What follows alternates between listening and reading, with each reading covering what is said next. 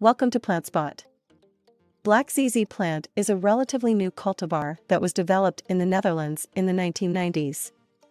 The plant has shiny, dark black leaves that are more compact and smaller than those of the regular ZZ plant.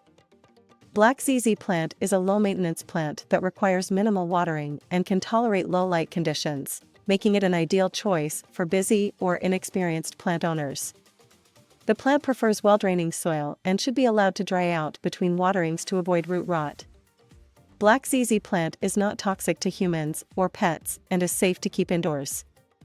The plant is known for its air-purifying qualities and can help to improve indoor air quality by removing pollutants such as benzene, toluene, and xylene. Black ZZ plant can be propagated through division of the plant or through leaf cuttings. The plant is a popular choice for modern and minimalist interior design. Thank you.